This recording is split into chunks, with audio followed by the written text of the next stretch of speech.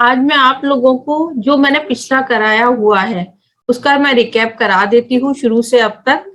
और जो भी आपके डाउट्स हैं वो मैं आपको क्लियर कर देती हूँ। अब तक जो आप लोगों के दिमाग में ये रहा है कि मतलब दान को लेके रहा है या ये है कि कैसे हम प्लेनेट को पहचाने, अच्छा है या बुरा है, तो आज मैं वो सब आपके फंडे क्लियर कर दे रही हूँ। तो सबसे पहले तो हमें अगर प्लेनेट को समझना है तो हमें हमें ये समझना होगा कि जैसे हमें ग्रीन कलर बहुत पसंद है, तो इट मीन्स हमारा जो है बुध बहुत वीक है, या हम बहुत मीठा खाते हैं तो ये समझ सकते हैं कि हमारा मंगल खराब है। और अगर लाल कलर ज्यादा हम पहनते हैं, ज्यादा यूज में लेते हैं, तो समझ लीजिए कि हमारा मंगल वीक है। आजकल की जनरेशन है उन्हें काले नीले रंग का बहुत ज्यादा मैंने देखा हुआ है। बच्चे जो अब इस जनरेशन के हैं वो काला, नीला, ग्रे, ये तीन ही कलर पहनना पसंद करते हैं और कोई कलर वो पहनते ही नहीं है। तो मतलब हम ये इजीली बोल सकते हैं कि यानी उनका शनि राहु केतु वीक है। जिनका भी वैसे भी बोला जाता है अगर जैसे जिसका भी जो प्लेनेट वीक होगा आदमी उसी तरफ ज्यादा भागेगा।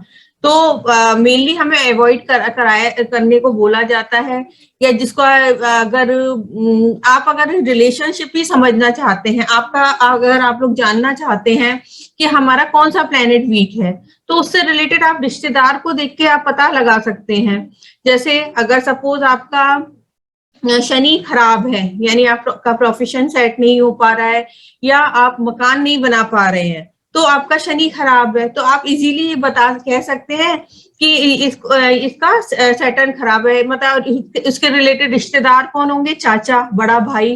तो उनसे रिलेशन आपके नहीं होंगे, उनके रिलेशन खराब होंगे, या उनकी आप हालत देख सकते हैं। अगर जैसी उनकी हालत होगी उस वैसा ही आपका शनि होगा। आप इजीली आप ये ऑब्जर्व कर सकते हैं। अगर आपको कुंडली ठीक से नहीं भी समझ में आ रही है, या सामने वाला आपके पास आता है कहता है कि मेरे बैक एक बहुत रहता है, मैं मेल चाइल्ड चाहता हूँ लेकिन मुझे नहीं, मैंने वाइफ मेरी कई बार कंसीव कर चुकी है लेकिन मतलब मेरे दो डॉटर ही हैं, तो हम ये कह सकते हैं यानी उसका केतु खराब है, क्योंकि मेल चाइल्ड जो है वो केतु है। तो इसी तरह से हम प्लैनेट्स को पकड़ सकते हैं। किसी के बिजनेस में ग्रोथ नहीं हो पा रही है और उसकी बहन से उसकी बनती नहीं है, तो और कम्युनिकेशन जैसे जो स्टैमरिंग करना, जो है हक लाना, ये सब जो है बुध की खराबी के लक्षण है। तो अपनी बात को ठीक से ना कह पाना, ये भी बुध की खराबी के लक्षण है। तो हम इजीली कह देंगे कि इस पर्सन का बुध खराब है, तो बुध की रेमेडी करो। हम कुछ इन्हीं प्लैनेट्स की उससे पहचान सकते हैं कि मतलब इसका ये प्लैनेट खराब है। अब बात करेंगे रेमेडीज की। रेमेडीज को लेके, लाल किताब को लेके जो जो भ्रांतियां फैली हुई है कि लाल किताब ऐसी है वैसी है, टोने टोटके की है, बट ऐसा बिल्कुल नहीं है। हमें रेमेडीज पे तो जाना ही नहीं है, हमें तो प्रिकॉशन ही लेनी है। अगर हमारा जो भी प्लेनेट खराब है उससे रिलेटेड हम अगर प्रिकॉशन लेते रहें तो मतलब उस पर्सन को कभी प्रॉब्लम आएगी ही नहीं। जैसे मैंने बताया ना, अगर मंगल जिसका खराब होगा वो बहुत मीठा खाएगा, तो उससे ये कहा जाएगा कि आप मीठा कम खाओ। या जैसे सूर्य खराब की निशानी क्या है कि वो पर्सन जो है नमक ज्यादा खाता है, तो उसे नमक कम खाने के लिए बोला जाता है। शुक्र खराब है यानी हस्बैंड वाइफ के रिलेशन उसके खराब ही रहेंगे। और इसके आप स्किन भी जो शुक्र से ही देखते हैं, तो उसे स्किन रिलेटेड जो है इश्यूज बने रहेंगे। तो हम उससे ये बोल सकते हैं कि आप शुक्र को अच्छा करो, अपनी वाइफ को खुश रखो, गायों को चारा खिलाओ, परफ्यूम का यूज करो, साफ सुथरे रहो, मतलब घर में जो भी क्लटर है उसे बाहर फेंको। तो इस तरह से हम शुक्र को अच्छा करेंगे। मतलब मेनली हमें पहले प्रिकॉशन पे जाना है, उपाय तो बहुत बाद की बात है, उपाय पे हमें जाना ही नहीं है, जो भी प्रिकॉशन है। तो जैसे कुछ प्लैनेट्स का होता है, अगर जुपिटर जिसका 7th में होता है तो ये बोला जाता है कि वो लोग बहुत साधु के पीछे पूजा पाठ में बड़ा घर में मंदिर बना लेंगे और है ना बहुत पूजा पाठ माला लेके घूमते रहेंगे। तो उन्हें ये बोला जाता है कि नहीं, आपको ना ज्यादा पूजा पाठ नहीं करनी है, क्योंकि 7वां घर जो होता है वो शुक्र का होता है, यानी हस्बैंड वाइफ का होता है, पार्टनर का होता है। तो आप इस उस तरफ ना जाके, क्योंकि जो केंद्र में अगर जो बृहस्पति होगा, यानी हम पिछले जन्म में इतनी पूजा पाठ, इतने अच्छे कर्म करके आए हैं कि हमें इतनी पूजा की जरूरत नहीं है। तो उन लोगों को मेनली ये बोला जाता है आपको बड़ा मंदिर बनाने की जरूरत नहीं, आप फोटो रखो और उनकी पूजा करते रहो। मेनली हम यही एडवाइस करते हैं। तो हम प्रिकॉशन पे है ज्यादा जाते हैं, उस पे नहीं जाते। जैसे शनि पहले घर में, मंगल छठे घर में, तो उसमें ये कहा जाता है कि जब भी बेटा हो तो बेटे की खुशियां मत मनाओ, मतलब मीठा मत बांटो, मतलब खुशियां मनाओ मीन्स जो मीठा नहीं बांटना, आपको बांटना है तो नमकीन बांट सकते हैं साथ में। जैसे पहले जो डब्बे बनते थे तो उसमें नमकीन मीठा दोनों पहले सबको पता होता था कि हमें कैसे, हमें क्या करना है। तो उस केस में यही बोला जाता है कि आप नमकीन, अगर मीठा भी देना है तो पहले, या किसी को खिलाना है तो पहले नमकीन खिलाओ, बाद में मीठा खिला सकते हो। जिसका चंद्रमा छठे आठे बारहवें घर में होगा वो दूध पीने के बहुत शौकीन होते हैं, बहुत, मतलब उन्हें दूध पीना, रात को तो मेनली वो दूध पीते ही हैं। तो उन्हें यही प्रिकॉशन दी जाती है कि आपको रात को दूध ना पिए। या अच्छा चंद्रमा छठे में होगा तो उनके घर में मेनली रात को ही दूध आता है, तो उनको यही बोला जाता है कि आप रात को दूध ना मंगाएं और जो भी है दिन में ही मंगाएं। तो इस तरह से कुछ इसमें प्रिकॉशंस बताई गई हैं, उपाय भी बताए गए हैं। ज्यादातर इसमें जो है या तो मंदिर में पहुंचाने के लिए बोला जाता है या जल प्रवाह करने को बोला जाता है। तो मतलब ये इसमें कोई वो नहीं है, डोनेशन का मेनली कहा जाता है। तो अच्छे ग्रहों का हमें दान नहीं करना है, जो हमारे खराब हैं ग्रह उसका हमें दान करना होता है। चलिए अब शुरू करते हैं। स्टार्टिंग से ही पहले हम सब ग्रह के बारे में जानेंगे, कैसे कैसे हमें इन ग्रहों को समझना है। मैं बेसिक से ही बिल्कुल स्टार्ट कर रही हूं। तो पहले जैसे हम राशि, जो बिल्कुल मैं स्टार्टिंग से ही कर रही हूँ, जिससे किसी को भी जो भी कंफ्यूजन होगा वो सब दूर हो जाएगा। और आप लोगों को जो भी कंफ्यूजन है तो वो चैट बॉक्स में आप लिख दीजिएगा। अब जैसे ये कुंडली मैंने बना ली है, तो जैसे ये फर्स्ट हाउस है तो ये मार्स का है, ये हमारी बॉडी, शरीर जिसे बोला जाता है, लग्न जिसे कहते हैं। दूसरा घर है वीनस का। थर्ड हाउस, खाना नंबर 3 जो है वो मरकरी का, और खाना नंबर 4 जो है वो मून का है। खाना नंबर 5 वो है सन का। खाना नंबर 6 ये है मरकरी का। खाना नंबर 7 ये है वीनस का। खाना नंबर 8 ये है मार्स का। खाना नंबर 9 ये जुपिटर का। खाना नंबर 10 ये है सैटर्न का। खाना नंबर 11 ये भी सैटर्न का। खाना नंबर 12 ये जुपिटर का। अब आप देखिए कि इन सब में सबको 2-2 राशि दी गई है, बस सूर्य चंद्रमा, जो सूर्य और चंद्रमा राजा और रानी जिसे बोला जाता है, उनके पास बस एक एक ही राशि है और सबको 2-2 राशि दी गई है। हमें अगर इजीली समझना है कि ये 2-2 राशि, जैसे वीनस को देख सकते हैं 2 और 7 राशि, मार्स मरकरी को 3 और 6 घर दिए गए हैं, और जो है मार्स को देखिए 1st and 8th, जुपिटर को 9th and 12th, and Saturn को जो है 10th and 11th। सबको 2-2 राशि दी गई है, पर सन एंड मून को एक एक ही राशि दी गई है। अगर हमें इजी वे में समझना है तो हम ऐसे बोल सकते हैं कि इनके सन और मून, राजा रानी के 2 पुत्र है, एक है मरकरी, एक जिस राजा है वो इसको प्यार करता है, रानी इसको प्यार करती है। अब इस बेटे की जो वाइफ है ये है वीनस, और इसकी वाइफ हो गई ये। अब राजा ने रानी की सुरक्षा के लिए एक सेनापति रखा हुआ है, इस वाले राजा ने भी ये रखा हुआ है सेनापति। अब जो सेनापति होता है वो बहुत एग्रेसिव होता है, तो हम ये कह सकते हैं कि मतलब उसको जो गुरु का ज्ञान मिलता रहे, तो इसके ऊपर एक गुरु भी रखा हुआ है जिससे वो ज्यादा एग्रेशन ना दिखाए। अब गुरु इन सबको देखने के लिए एक ये जो है एक न्यायाधीश, या हम कह सकते हैं सर्वेंट, मतलब वो रखा हुआ है कि जो एक निगरानी हमेशा रखता रहे। तो ये इस तरह से हम इजीली समझ लेंगे। अब आगे चलेंगे, आगे हम इसमें जो पक्का घर उसका कॉन्सेप्ट है उसको समझेंगे कि जो इसके पक्के घर, मेनली हमें इसी से ही पूरी, अगर हमें ये पक्का घर कुछ जो बेसिक चीजें अगर समझ में आ गई तो हम लाल किताब को अच्छे से पकड़ सकते हैं। जैसे फर्स्ट हाउस, ये पक्का घर होता है मार्स एंड सन का। सेकंड हाउस जो है जुपिटर को दिया गया है। थर्ड हाउस जो है वो मार्स का पक्का घर है। फोर्थ हाउस जो है वो मून का पक्का घर है। फिफ्थ हाउस जो है सन का एंड जुपिटर का। Sixth house mercury and Ketu. Seventh house mercury and Venus. Eighth house जो है Mars and Saturn. Ninth house जो है जुपिटर को, और 10th हाउस जो दिया गया है वो सैटर्न को, और 11th हाउस जो है वो जुपिटर एंड सैटर्न को, और 12th हाउस दिया गया है जुपिटर एंड राहु को।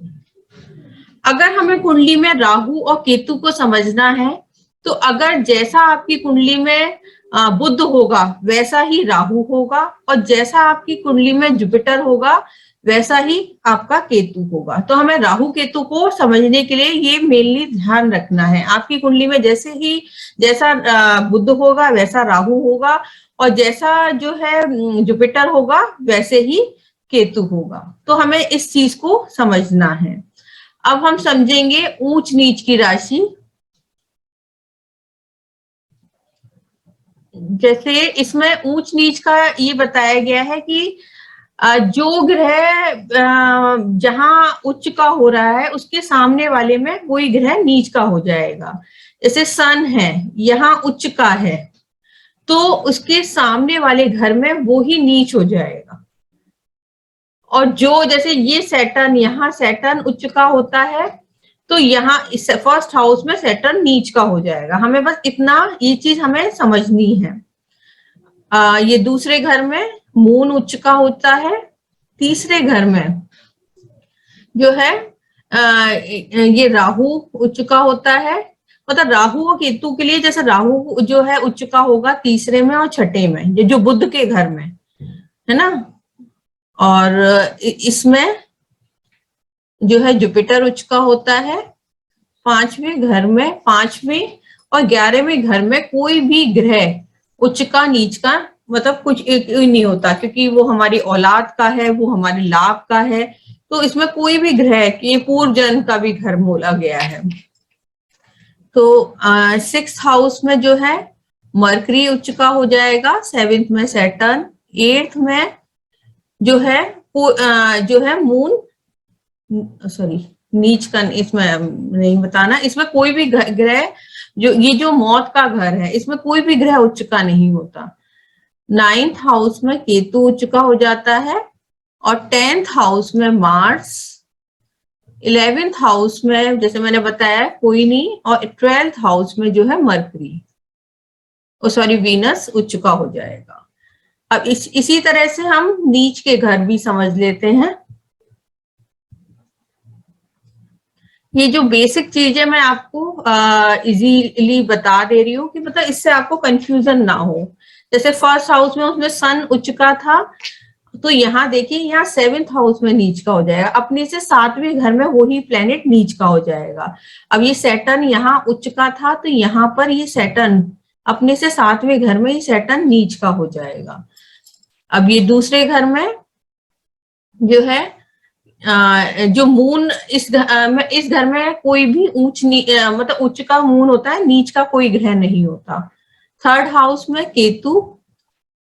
4th हाउस में मार्स।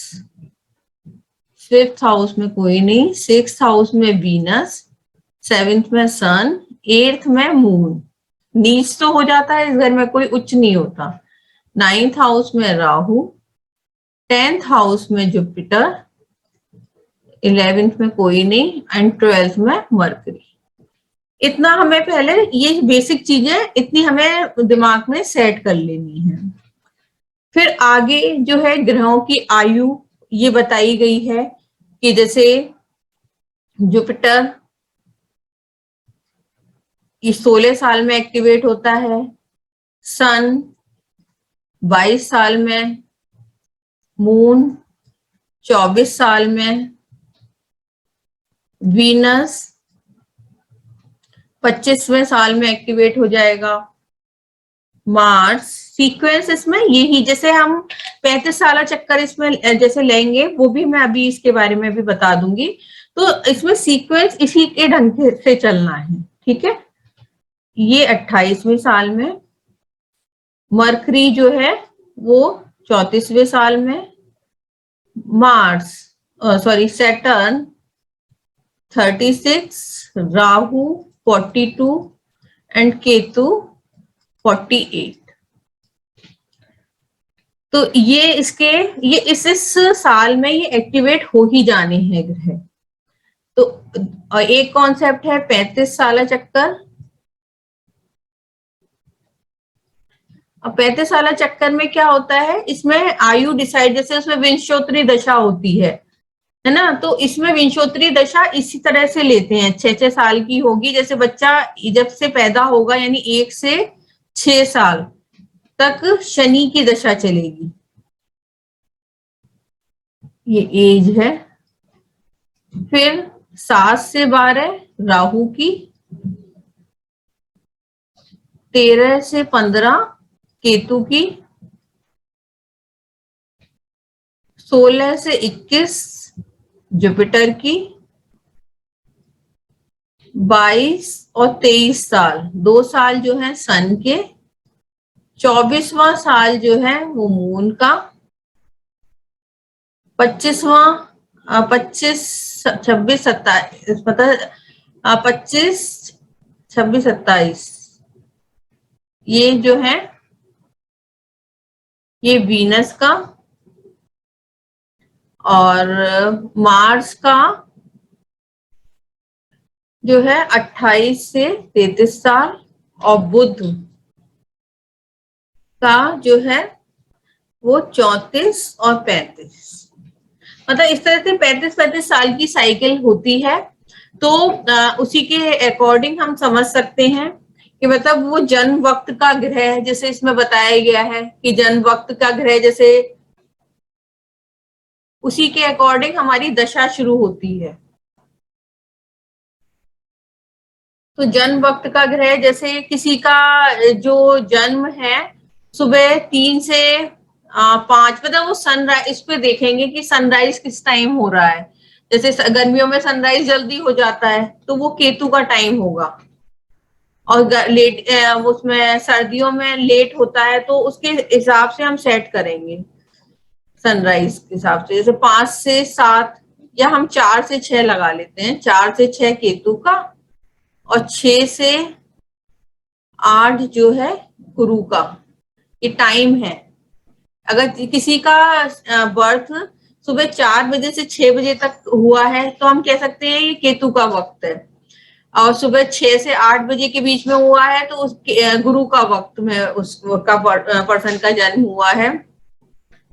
सुबह 8 से 10 के बीच में हुआ है तो हम कह सकते हैं कि सूर्य के समय में उसका जन्म हुआ है। 10 से 11 के बीच में हुआ है तो वो मून के पीरियड में उसका जन्म हुआ है। और इसके बाद आएगा वीनस।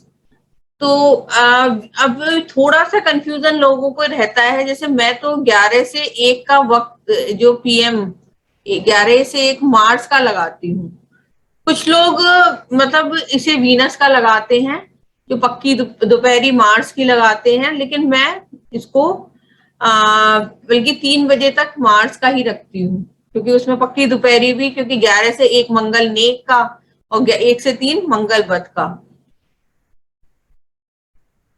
और मैं 3 से 5 में जो है वीनस का रखती हूँ, क्योंकि हम टाइम को देख के ही इसकी दशा निर्धारित करते हैं। 5 से 7 जो हो गया वो बुध का पीरियड हो गया, और फिर 7 जो शाम गौधुली का टाइम होता है वो राहु का वक्त है, और जो रात है वो शनि की है। अब शनि के केस में ये थोड़ा सा रहता है, जैसे सर्दियों में या बारिश में के टाइम में पूरे दिन सूर्य ठीक से नहीं निकलता, तो वो शनि का ही टाइम कंसीडर होना है। या जो है धुंध पूरे दिन रही आई, तो वो भी हम शनि का ही टाइम कंसीडर करते हैं। और जैसे पूर्णिमा है तो वो जो होगी उसमें मून का टाइम हम कंसीडर करेंगे, पूर्णिमा की रात। और अमावस्या जो होगी उस दिन वीनस की। तो इस तरह से इसमें टाइम भी मतलब बताया गया है। तो इसी तरह से हमें आगे और चीजें समझनी है, जैसे इसमें किस्मत का ग्रह है, तो ये सारी चीजें समझनी है। तो हमें मेनली अब जैसे प्लेनेट को पकड़ना है, तो मार्स जो है वो क्या है, वो हमारे भाई हैं। जो मंगल बुध को हम भाई बोलते हैं, जो साला और जो मतलब बहन का जो पति होता है उसको मंगल नेक मानते हैं, ठीक है। जुपिटर जो है हमसे बड़े हैं, जो पिता जैसे दादा जो हुए वो जुपिटर हुए, हमारे शिक्षक जो हुए वो जुपिटर हुए। सन हम पिता को बोलेंगे, मून जो है मार्स, और जो है मरकरी जो हो गई बहन बुआ बेटी हो गई। वीनस इसमें मेल हो चाहे फीमेल, वो उसमें हम जो स्पाउस को ही बोलेंगे। सैटर्न जो है चाचा और जो है बड़ा भाई जो है, या लेबर को भी जो मजदूर होते हैं वो भी सैटर्न के से देखते हैं। और जो राहु है वो ससुराल का कारक है। केतु हम औलाद को मतलब मेल चाइल्ड को, और जो जो भतीजा भांजा जो होगा वो केतु के कारक है। तो इस तरह से हमें प्लैनेट्स को थोड़ा समझना होता है। तो जैसे पक्का घर जैसे मैंने बताया, तो जैसे मार्स जो है ये इस घर में, जैसे पहले घर में पक्का घर का मैंने आपको बताया था, जैसे इस घर में ये मार्स और सन का है। अगर इस घर में पहले घर में अगर राहु बैठ जाए या वीनस बैठ जाए तो अब वो खराब हो जाएगा वो प्लेनेट। मतलब इस तरह से इसमें बताया गया है। मतलब जैसे हमारा जो घर है उसमें हमारा दुश्मन बैठ जाता है, इसमें दोस्ती दुश्मनी का भी है कि ये दोस्त है ये दुश्मन है। तो अगर जैसे इस घर में जैसे सन का जो दुश्मन है वीनस बताया है, तो उस घर में वीनस बैठ गया तो यानी वीनस की जड़ खराब हो गई, इसे जड़ बोलेंगे, यानी पक्का घर एक जड़ समझ लीजिए। या जैसे मार्स के जो दुश्मन बताए गए हैं, जैसे मार्स के जो दुश्मन कौन कौन है, केतु एंड मरकरी। अगर फर्स्ट में हाउस में, थर्ड में या एट्थ में ये प्लेनेट बैठ जाते हैं तो ये सोच लीजिए कि मार्स खराब हो रहा है, ठीक है। और जैसे मून है, मून के घर में अगर शनि बैठ जाए तो मून जो है वीक हो जाएगा। या देखिए ये जैसे सेवेंथ हाउस है, ये हमारे ये स्पाउस का है, पार्टनर का है, तो मरकरी एंड वीनस का है। तो अगर इसमें सन बैठ गया या राहु बैठ गया या मून बैठ जाएगा तो ये वीनस जो है काम नहीं करेगा, मतलब ये खराब हो जाएगा। तो इस तरह से हमें चीजों को समझना पड़ता है। मेनली तो हमें उन प्लैनेट्स को समझना होता है कि मतलब वो प्लैनेट का क्या एट्रीब्यूट है। हमें उपाय पे तो बहुत देर में जाना होता है, उपाय इतनी जल्दी नहीं करने होते हैं। उपाय तो बहुत देर की बात होती है कि मतलब आप उस पे जाओ। अब आगे मैं इसके आगे मैं आपको वो करा देती हूँ, इसकी दृष्टि और हम किस्मत का ग्रह वो भी समझ लेते हैं इसी में ना। जैसे अब इसमें इसकी दृष्टि वैदिक से बिल्कुल डिफरेंट है। आप लोगों को बताया था ना कि जैसे जुपिटर की 5, 7, 9 होती है वैदिक में, लेकिन इसमें ये दृष्टि नहीं हम कंसीडर करते। इसमें घर में बैठे हुए प्लेनेट की दृष्टि जो है वो अगर सामने वाले उसमें घर में है तभी कंसीडर करेंगे। जैसे ये फर्स्ट हाउस है, वो देखता है सामने 7वें घर को 100% दृष्टि से देखता है। जो दूसरा घर है छठे घर को 25% दृष्टि से देखता है। जो तीसरा घर है वो 11वें घर में को 50-50% दृष्टि से देखते हैं। ये 11वां घर है, ये 9वां घर है। तो अगर इसमें प्लेनेट होगा, सपोज अगर फर्स्ट हाउस में प्लेनेट है, मार्स है, और 7th में अगर प्लेनेट है, तो वो मार्स है ना सामने वाले को देखेगा, यानी उसे जागता हुआ कहेंगे, 7वां घर जाग रहा है। तो इस तरह से हम कंसीडर करते हैं कि पहले घर 7वें घर को देख रहा है। तो या दूसरा घर छठे को, अगर दूसरे में प्लेनेट ही नहीं है तो वो देखेगा किसको? तो और छठे में प्लेनेट है तो यानी वो सोया हुआ है, उसे सोया हुआ मानते हैं। तो पहले हमें इन दृष्टियों को समझना जरूरी है। यानी घर में इसमें प्लेनेट की दृष्टि नहीं है, जैसे उसमें वैदिक में जुपिटर की हमने बताई 5, 7, 9 है। जुपिटर यहाँ अगर उस घर में कोई प्लेनेट भी नहीं है तो लेकिन हम ये कह देंगे कि उसकी दृष्टि उस घर में जा रही है, यानी उस घर को अच्छा कर रही है। लेकिन इसमें अगर जो प्लेनेट है वो जिस घर में दृष्टि दे रहा है तभी हम उसको कंसीडर करेंगे, अदरवाइज हम बिल्कुल कंसीडर नहीं करते हैं। इसी तरह से 4th हाउस जो है 10th हाउस को 100% दृष्टि से देखता है। तो जैसे मैं एरो बना रही हूं तो मतलब जो है फर्स्ट हाउस 7th को देखता है, 4th हाउस जो है 10th को, लेकिन 10th हाउस 4th को नहीं देख पाएगा। मतलब हमें ये चीज समझनी होगी कि मतलब 10th हाउस की दृष्टि 4th हाउस पे नहीं जानी है, 7th की दृष्टि फर्स्ट पे नहीं जानी है। मतलब जो जो दृष्टियां इसमें बताई गई हैं उसी के अकॉर्डिंग ही है। अब 5th हाउस जो है वो 50% दृष्टि से 9th को देखता है। 6th हाउस ये 12th को देखता है 25% दृष्टि से। अब ये जो 1 से 6 घर हैं वो पहले घर के ग्रह, पहले घर, ये पहले के घर हैं, मतलब 1 से 6 पहले के घर, और जो 7 से 12 यानी फर्स्ट हाउस से जो है 6th हाउस ये पहले के घर, और 7th से 12th तक ये बाद के घर हैं। ठीक है, तो जो पहले के घर से दृष्टि जा रही है, मैंने ये जो बताया है आपको समझ में नहीं आ रहा होगा, मैं लिख देती हूँ। जैसे फर्स्ट हाउस जो है देखता है 7th को 100% दृष्टि से, सेकंड हाउस देखता है 6th को, थर्ड देखता है 11th को, और 9th को 50-50% दृष्टि से। 4th हाउस देखता है 10th को 100% दृष्टि से।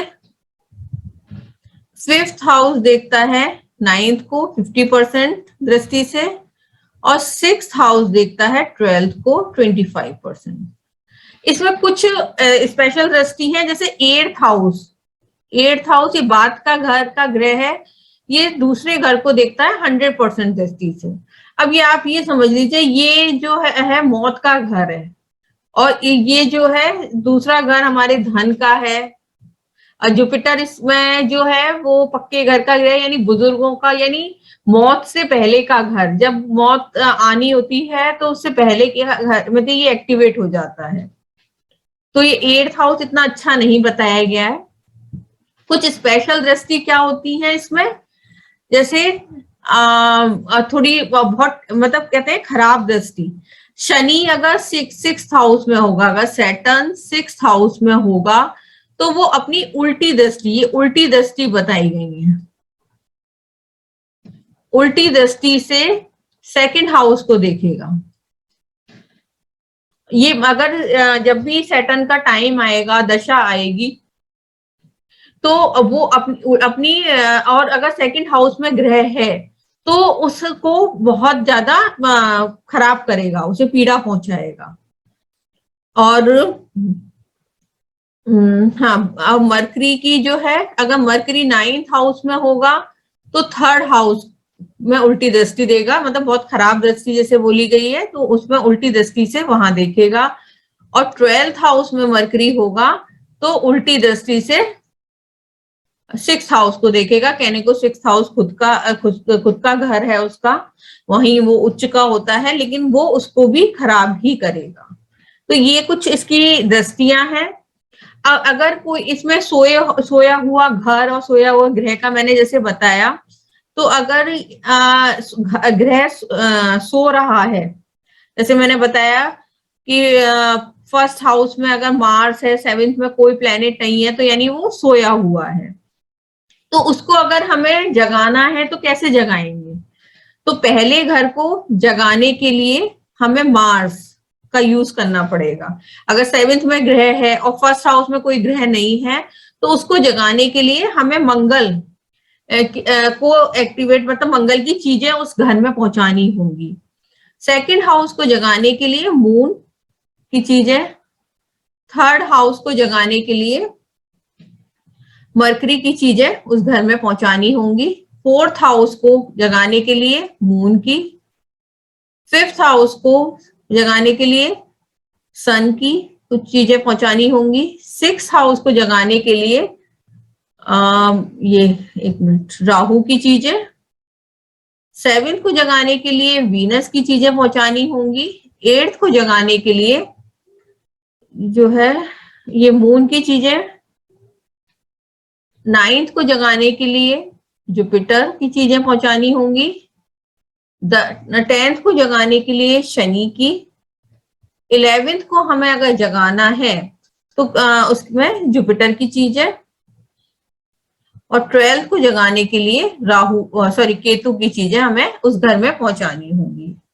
अब हम इसकी डायरेक्शन भी समझ लेते हैं, उससे ये जो किस्मत के ग्रह, मतलब इस तरह से जो हमें सोए हुए घर को जगाने का है, तो इजीली हम समझ पाएंगे कि अगर ये डायरेक्शन हमें समझ में आ गई ना, तो हम उस डायरेक्शन में वो सामान रख दें तो वो घर जाग जाएगा।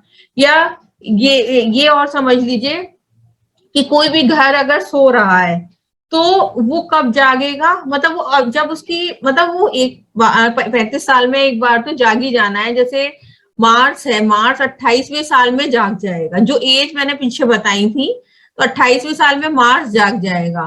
मून जो है, मार्स जैसे मैं इस स्टार्टिंग से ही बता देती हूँ, जैसे जुपिटर की हमने 16 साल बताई थी, तो 16वें साल में वो कब जागेगा? जब हम कुछ भी छोटा मोटा काम करना शुरू कर देंगे, थोड़ी सी अर्निंग करना शुरू कर देंगे, तो जुपिटर जाग जाएगा। सन जो है, अगर हम सरकार है सन ना, गवर्नमेंट को करता है, तो उससे हम अगर हमें डिग्री मिलनी शुरू हो जाए, सरकार से कुछ मदद मिलनी शुरू हो जाए, तो सन जो है 22वें साल में जाग जाएगा। और मून जो है, हम फिर से पढ़ाई शुरू कर दें, 24वें साल में जाग जाएगा। वीनस, अब रिलेशनशिप में आ जाए तो वीनस 25वें साल में, यानी शादी के बाद जाग जाएगा। मार्स जो है, मार्स 28वें साल में, अगर आदमी फिजिकल रिलेशनशिप बना लेता है तो मार्स एक्टिवेट हो जाता है। और मरकरी जो है, बहन की शादी कर दें या क्या बोलते हैं, कोई बिजनेस शुरू कर दें तो मरकरी जाग जाता है। सैटर्न जो है 36वें साल में जागता है। जैसे आदमी घर बनवा ले तो जाग जाना है, तो अगर हम ये काम पहले ही कर लें तो वो पहले ही जाग जाना है ना। राहु जो है 42 बताया था, तो यानी ससुराल से कुछ लेना शुरू कर दें, सासू माँ से कुछ, तो जाग जाएगा। केतु जो है मेल चाइल्ड हो जाए आपके, तब वो जाग जाना है। अगर ये चीज आपके उसमें सारे ग्रह जागे हुए हैं, मतलब सब हम कह सकते हैं एक्टिवेटेड ही हैं, लोग जैसे ट्रांजेक्शन करते ही रहते हैं, मतलब सभी के आजकल ऑनलाइन ट्रांजेक्शन होते रहते हैं, तो कह सकते हैं ये सारे प्लेनेट जागे हुए हैं। छोटे छोटे बच्चे आजकल रिलेशनशिप में हम देखते हैं, मून जो है, हम एक स्कूल से दूसरे स्कूल में एडमिशन कराते हैं तो मून जागा ही हुआ है। तो इस तरह से ये सारे प्लेनेट जागे ही हैं। अब हम इसकी डायरेक्शन की बात कर लें। फर्स्ट हाउस ईस्ट को डिनोट करता है, सेकंड हाउस नॉर्थ वेस्ट को, थर्ड हाउस साउथ को, फोर्थ हाउस जो है नॉर्थ ईस्ट को, फिफ्थ हाउस ईस्टर्न वॉल,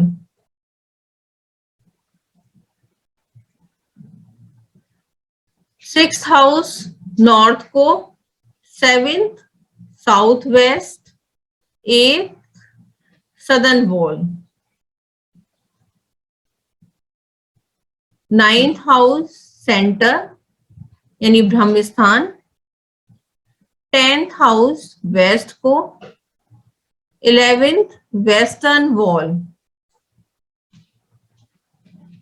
और 12th हाउस जो है वो साउथ ईस्ट को। तो ये इसमें डायरेक्शंस हैं कुछ तो जो बताई है। मैं मंगल नेक और मंगल बद का भी आपको क्लियर कर देती हूँ। ये तो बेसिक इतना मैंने आपको बता दिया है, आप लोगों को यहाँ तक समझ में आ ही गया होगा, कोई डाउट मेरे ख्याल से नहीं होगा। अब चलिए सोए हुए ग्रह है उसको जगाने का एक तरीका और बता देती हूँ इजी वे में। अगर हमें फर्स्ट हाउस को जगाना है तो अगर हम गले में कुछ जो चेन और जो पहनते हैं माला वो पहनने लगे, या यहाँ पर सेकंड हाउस ये जो है तिलक लगाने लगे, क्योंकि ये एरिया हमारा सेकंड हाउस है, ठीक है, और ये इसके ऊपर का एरिया ये 11th हाउस है। अगर हम इसको जगाना है तो हम यहाँ पर जो केसर का तिलक, जो जुपिटर अगर फर्स्ट हाउस में पहुंच जाए तो बहुत अच्छा है। उसे गद्दी नशीन साधु बोला गया है फर्स्ट हाउस, तो मतलब अगर वो बंदा पढ़ा हुआ भी नहीं है लेकिन वो ज्ञानी होगा, तो हम ज्यादातर कोशिश ये करते हैं गले में सोने की चेन पहन लेते हैं, पहना देते हैं, या जो है उसका तिलक, केसर का तिलक हम जो है माथे पे लगाने की बोलते हैं, तो इससे फर्स्ट हाउस जाग जाता है। सेकंड हाउस को जगाने के लिए हम क्या करते हैं कि मून की चीजें, जो मून से जागना है ना सेकंड हाउस, तो मून की चीजें हम जो धर्म स्थान, जो सेकंड हाउस है उसे धर्म स्थान बोला गया है, वहां पहुंचाने को बोलते हैं। थर्ड हाउस जो है वो हार्ट में, मतलब इधर ये जो है थर्ड हाउस है कलाई, इसमें हम बोल देते हैं लाल धागा पहन लो, या मतलब इस तरह से हम एक्टिवेट करने को बोलते हैं। थर्ड हाउस वो जाग जाता है, या कोई ब्रेसलेट हम पहन लेते हैं, जो मोती हैं वो बुद्ध, क्योंकि गोल होते हैं, बुद्ध के कहे जाते हैं। फोर्थ हाउस को जगाने के लिए जल प्रवाह करने को बोला जाता है। फिफ्थ हाउस को जगाने के लिए किसी स्कूल में, सरकारी स्कूल में कोई सामान पहुंचाने के लिए, बच्चों को बांटने के लिए बोला जाता है। सिक्स्थ हाउस को जो है पाताल है, तो उसमें जो पाताल में कोई चीज दबाने को बोला जाता है। सेवेंथ हाउस जो है घास वाली जमीन है, वहां दबाने को बोला जाता है। और एट्थ हाउस जो है क्रिमेशन ग्राउंड है, शमशान है, तो वहां का पानी जो है वो रखने को बोला जाता है। हमें लेकिन दबाने वाली चीजें नहीं करनी चाहिए, उसे अवॉइड ही करना चाहिए, वो मैं किसी को रिकमेंड नहीं करती हूँ। नाइन्थ हाउस को हमें एक्टिवेट करना है तो घर का सेंटर है, या गले में हम चेन पहन ले, सोना पहन ले, जुपिटर जहां भी है, तो अगर हम सोना पहन ले, केसर का तिलक करने लगे तो जुपिटर जाग जाएगा। 10th हाउस जो है वो सरकारी ऑफिस है, दफ्तर बोलते हैं, तो वहां हम जैसे कोई सामान रख आए, दे आए, तो 10th हाउस जाग जाएगा। 11th हाउस जैसे वही गले में बोला मैंने। 12th हाउस जो है साउथ वेस्ट, साउथ ईस्ट है, मीन्स हमारा बेडरूम है या छत है, तो वहां हम सामान पहुंचा दें तो वो जाग जाएगा। और इसी ये जैसे मैंने अभी आप लोगों को डायरेक्शन बताई ना, अगर इन डायरेक्शन में हम ये सामान रख देंगे तो ये जाग जाने हैं, ठीक है। ये बेसिक वो हो गए। अब मंगल नेक और मंगल बद वो भी हम अच्छे से समझ लेते हैं। अगर मंगल नेक हम किस किस कंडीशन में बोलेंगे, मंगल नेक को हम कैसे पहचानेंगे कि इस पर्सन का मंगल नेक है। अगर मंगल नेक को समझना है, मैं स्क्रीन बंद कर देती हूँ, चलिए इस पे लिख देती हूँ, ठीक है। मंगल नेक को हमें अगर समझना है तो मंगल नेक को हमें समझने के लिए, मंगल नेक है खुशियां और मंगल बद है गमी। अगर जहां मंगल बद होगा वहां चंद्र ना होगा, जहां मंगल नेक होगा वहां चंद्र होगा, यानी वहां खुशियां होंगी। मंगल नेक को समझने के लिए मतलब खुशियां होंगी, यानी चंद्र होगा, वहां धन भी होगा। मंगल बद है, वहां जो है कलेश का माहौल रहेगा। मांगलिक कार्य, मंगल मांगलिक कार्य को रिप्रेजेंट करता है, तो मांगलिक कार्य उस घर में नहीं होते होंगे। तो इस तरह से हमें मंगल नेक और जो है बार बार एग्रेशन, एक्सीडेंट, लड़ाई झगड़ा, ये मंगल बद की सारी कंडीशंस हैं। किसी भी चीज में स्टेबिलिटी ना होना, बार बार काम बदलना, ये सारे मंगल बद के लक्षण हैं। उसकी कंडीशंस क्या है? अगर सूर्य शनि साथ में है तो मंगल बद है, और जैसे वीनस अगर 9th हाउस में है तो मंगल बध है। और अगर मंगल के घर में 1, 3, 8 में मरकरी और केतु है तो मंगल बध होगा। और राहु अगर 5th हाउस में है, 7th में है तो मंगल बध होगा। ये कुछ कंडीशंस हैं। तो मंगल सबसे पहले, ये लाल किताब जो है मंगल की रिप्रेजेंट करती है। जिनका मंगल बध होता है वही लाल किताब पढ़ सकते हैं, और लाल किताब खुद चुनती है उस बंदों को, लाल हम नहीं चुनते हैं। तो मेनली वही लोग अगर लाल किताब को पढ़ते हैं, उसकी एनर्जी को यूज करते हैं, तो उससे मंगल ठीक हो जाता है। तो ये कुछ मंगल की कंडीशंस हो गई। अब इसमें जो मशनूई ग्रह का जो कॉन्सेप्ट है वो भी बहुत इंटरेस्टिंग है, तो उसके बारे में भी हम डिस्कस कर लेते हैं। फिर पहले शिप्रा जी का जो है वो क्वेश्चन ले लेते हैं। इसमें जो है काफी सारे क्वेश्चन पड़े हुए हैं, तो मैं एक एक करके उनके जवाब दे देती हूँ। तो शिप्रा जी ने पूछा है कि उनको थोड़ा अंधी कुंडली में जो है वो है समझने में।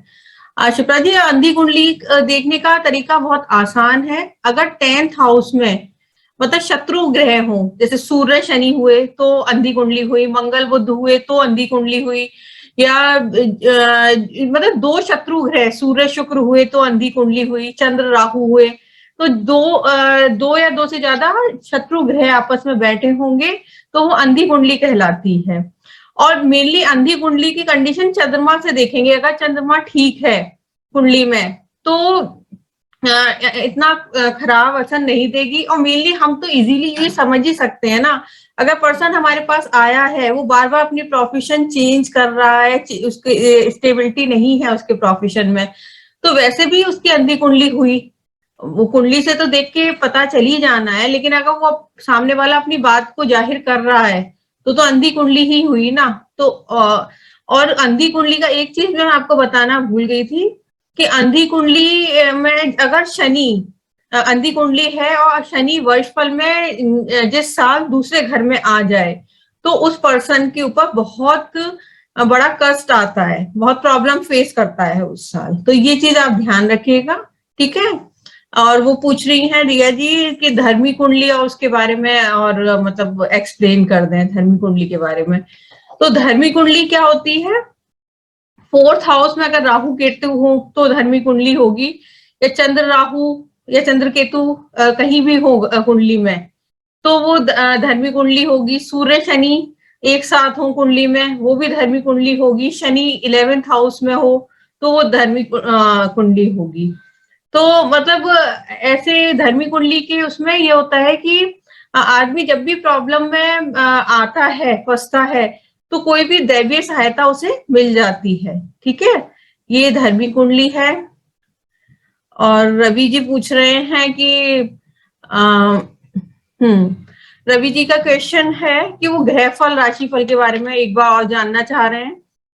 ग्रहफल राशिफल में आपको कंफ्यूज होने की जरूरत नहीं है। जैसे वो टेबल दे देते हैं लोग बाकी, पहले घर में जो है मंगल ग्रहफल का है, राहु राशिफल का है। बस ग्रहफल राशिफल में ये ध्यान रखना है कि मतलब राशिफल के का हम उपाय कर सकते हैं, ग्रहफल का हमें उपाय नहीं करना है, ये चीज हमें ध्यान रखनी है।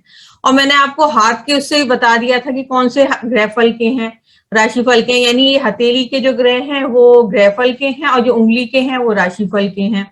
तो इस तरह से भी मैंने आपको समझाया था, वो तरीका भी बताया हुआ है ग्रहफल राशिफल निकालने का, कि मतलब कोई भी प्लेनेट बैठा हो उसके घर में, उसकी जड़ में उसके शत्रु ना कोई ग्रह ना हो, या उसके साथ कोई ग्रह ना बैठा हो, या उस पर किसी की दृष्टि ना पड़ती हो, या पीछे से कोई ग्रह आके सांझी दीवार से मिल ना रहा हो, तो वो जो है वो होते हैं ग्रहफल के, ग्रहफल राशिफल के। बस इतना समझना है, हमें ये निकाल लेना है कि वैसे तो बहुत ही रेयर होता है ग्रहफल का, और ग्रह किसी भी कुंडली में अगर है तो उसका उपाय नहीं देना है हमें, बस इतना हमें समझ लेना है। कुछ इन चीजों को हमेशा दिमाग में बिठा के रखना है। सिया जी कह रही हैं कि पितृ ऋण के बुध का पीली कौड़ियों का उपाय टफ पड़ता है। हाँ वो टफ है, तो मैं ज्यादातर जनरल तौर पे जो पितृ ऋण के उपाय हैं वो टफ तो है ही। अगर बड़ा ऋण बन रहा है, बड़ा ऋण मैं एक बार और बता रही हूँ, वो 9th हाउस से बनता है। अगर 9th हाउस में जो ग्रह है उसी के घर में, मतलब उसी की राशि में अगर जो है वो ग्रह बैठ जाए, और मतलब बुध बैठ जाए, और जो गुरु की पांचों जड़ वो खराब हो, जैसे गुरु की जड़ कौन सी है, 2, 5, 9, 11, 12 में जो है उसकी शत्रु शुक्र, बुध और राहु बैठ जाए, तो गुरु खराब हो जाएगा, मतलब वो पितृ ऋण बनेगा। और जैसे मंगल का पितृ ऋण कैसे बनेगा, अगर मंगल जो है 9th में है, उसकी जड़ कौन सी हुई, 1, 3, 8, उसमें उस बुध बैठ जाए, 1 में बैठ जाए, 3 में बैठ जाए, 8 में बैठ जाए, और गुरु के घर भी खराब होंगे तो पितृ ऋण बनेगा। ठीक है, ये चीज है, ये आप समझ लीजिए। हाँ, और ये पीली कौड़ियों का उपाय आप बोल रहे हैं, हाँ ये बहुत टफ है, नहीं तो आप उन्हें नॉर्मली उपाय बताइए कि महीने में एक बार कन्या पूजन कर दिया करें, नाग छेदन जो है चांदी के तार से कराएं, पक्षियों को हरी मूंग की दाल डालते रहें, और फिटकरी से कुल्ले करते रहें। अगर नहीं कर पा रहे हैं तो फिर ये उपाय आप वो करेंगे जो पर्सन है, तो उन्हें फायदा होगा। तो यही है। और बुध की नाली मैंने आपको बताई थी ना, बुध की नाली में क्या प्रॉब्लम है, चलिए मैं एक्सप्लेन कर देती हूँ। वैसे तो कुंडली में बुध और शुक्र साथ में ही होते हैं। अगर वो शुक्र पहले है, बुध बाद में है, तो बुध की नाली नहीं जुड़ेगी। मतलब बुध पहले होना चाहिए और शुक्र बाद में होना चाहिए, तो बुध की नाली जुड़ जाती है। बुध की नाली मीन्स जो आगे जो कंसीविंग में या चाइल्ड बर्थ में प्रॉब्लम होती है उससे ना, अगर बुध की नाली नहीं जुड़ी होती। अगर शुक्र पहले घर में है और बुध कहीं भी है, वैसे तो आगे पीछे 1-2 घर का ही डिफरेंस होता है, तो अगर ये है तो बुध की नाली हमेशा जुड़ी मानी जाएगी। लेकिन बुध पहले होना चाहिए, शुक्र बाद में होना चाहिए। एक घर का गैप मीन्स ना, एक घर का गैप होगा। ऐसे नहीं कि एक पहले घर में बुध है दूसरे घर में शुक्र है, ऐसे शुक्र ऐसे नहीं।